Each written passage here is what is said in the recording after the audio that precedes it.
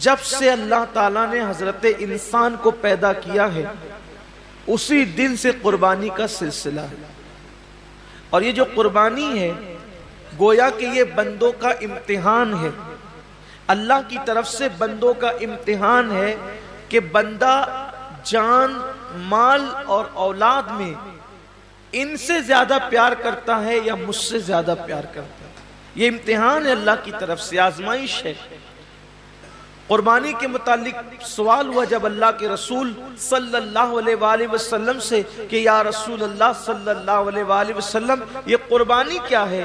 تو آقا کریم رؤوف الرحیم صلی اللہ علیہ وآلہ وسلم نے ارشاد فرمایا کہ یہ تمہارے باپ ابراہیم علیہ السلام کی سنت ہے، اور اس میں ہر بال کے بدلے میں اللہ تبارک و تعالیٰ تمہیں نیکی عطا فرماتا ہے، اور جب پہلا قطرہ خون کا زمین پہ گرتا ہے تو اللہ قربانی کرنے والے کے گناہوں کو معاف فرما دیتا ہے.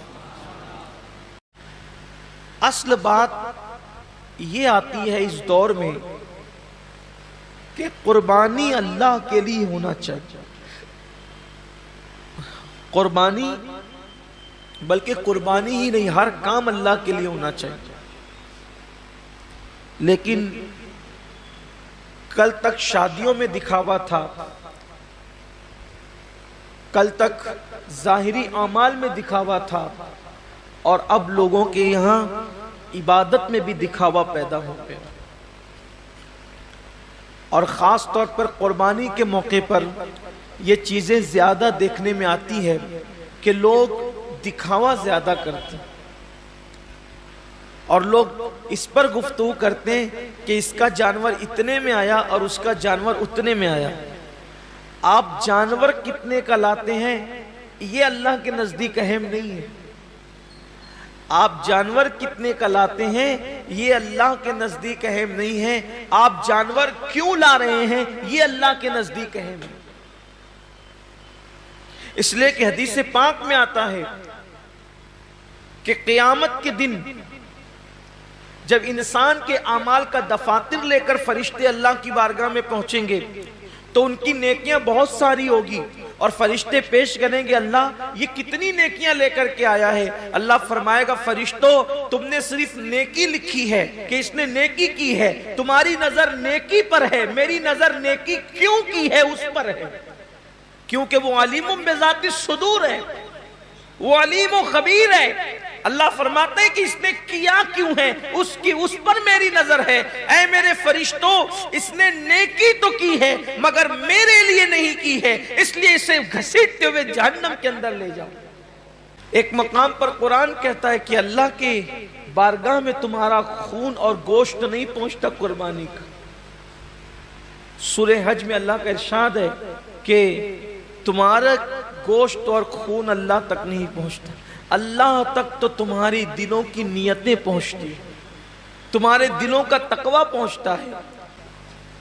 تو آج مومنوں کو، مسلمانوں کو نیت درست کرنے کی، جانور خریدو تو کتنا گوشت نکلے گا یہ دیکھ کر مت خریدو، بلکہ یہ اللہ کے نزدیک قبول ہوگا یا نہیں قبول ہوگا یہ دیکھ کر کے خریدو. آج گوشت ہی سب کچھ ہو گیا، اس لیے قربانی کی جو برکتیں ملنی چاہیے وہ برکتیں نصیب نہیں ہو رہی ہیں. آج میں تھوڑا سا اس پر گفتگو کرنا چاہتا ہوں نیت پر.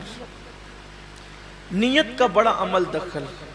جیسی نیت ہوگی، آپ نے سنا ہوگا جیسی نیت ہوگی ویسی برکت ہو.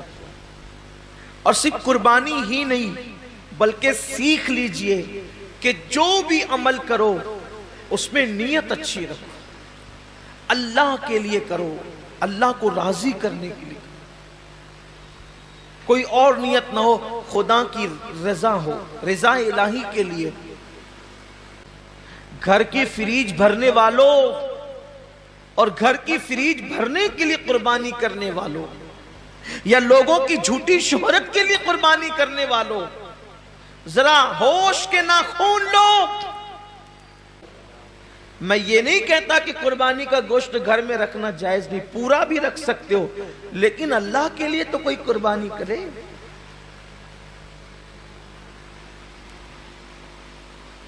قربانی کا جانور آنے کے بعد خود ہی سے بتاتے پھرتے ہو کہ اتنے کا لائے اور اتنے کا لائے. پوچھا کس نے تھا اتنے کا لائے ہو؟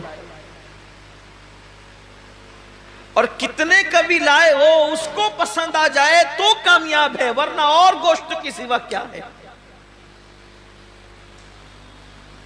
اس کا چرچا مت کرو کہ آپ قربانی کتنے کی کریں، اس لیے کہ کبھی کبھی وہ بہت چھوٹوں کی بھی قبول کر لیتا ہے، بہت چھوٹی قربانیاں بھی وہ قبول کر لیتا ہے، وہ بہت بڑی بڑی بھی رد کر دیتا ہے.